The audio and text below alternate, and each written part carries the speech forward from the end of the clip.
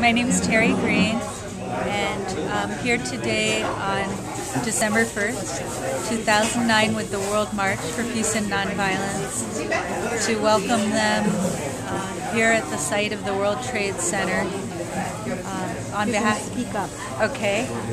on behalf of our organization that Ann Mulderry and I belong to, of September 11th Families for Peaceful Tomorrows.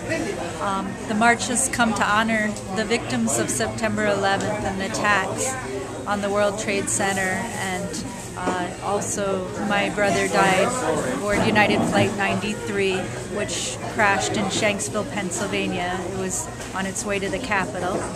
And of course another plane crashed at the Pentagon. And so after the attacks of September 11th, many of us families, and there are over 200 members of Peaceful Tomorrows, formed our organization to turn our grief into actions for peace. And so our name, September 11th, Families for Peaceful Tomorrows, comes from the quote from Martin Luther King Jr. that wars make poor chisels for carving out peaceful tomorrows.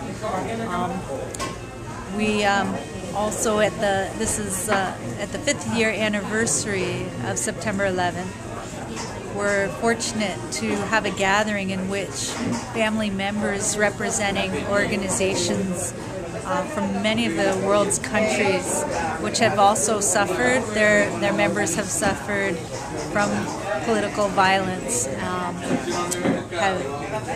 formed together, gathered and formed together an international network for peace. And some of our members include families. We're inspired very much by families who had lost children, called the Parent Circle, which include both Israeli and Palestinian families working together for resolution to the conflicts in their countries. And we also had representatives from South Africa, Father Lapsley, who had lost himself, been severely injured in a letter bomb while he was working on behalf of groups organizing against apartheid, and he led the reconciliation process in South Africa. We had families from Ireland and England, from other sites of terrorist bombings in Madrid, Spain, Indonesia, the hostage-taking of school children in Beslan, Russia, families from both guerrilla and military families in conflict in Colombia, those who have lost loved ones due to organized crime, to genocide in Rwanda and Sudan, to war in Afghanistan, and now we've been working very closely also with civilians in Iraq who are trying to set up an Iraqi nonviolence network to try to restore civil society through nonviolence that also resists occupation. We've also had members that have also given us a lot of inspiration and hope, who are survivors from Hiroshima and Nagasaki.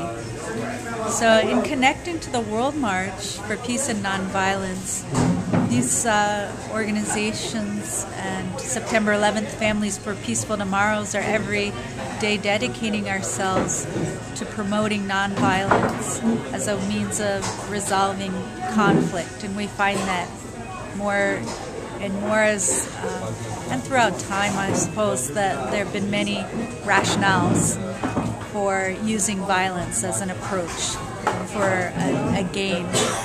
Usually people find that justified as a way to improve the circumstances of their people and perceive an enemy to attack. And we found that it's violence itself that is the major threat, especially in an era of nuclear weapons, in an era where all of our military technology has become so much more sophisticated and powerful, and so many resources are developed in that military approach to resolving conflict.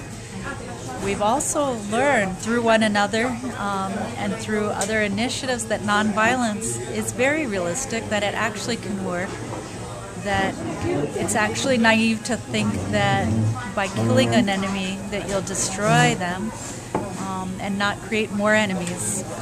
And we're seeing that in Afghanistan as we're faced with the dilemma of how to actually have any hope of achieving a more stable society through the use of militia. What we really see is that it's the human approach of service to one another and devoting our energies, our great skill and compassion, the bravery that we saw in 9/11 in the service of helping make this a better world that we can all live in.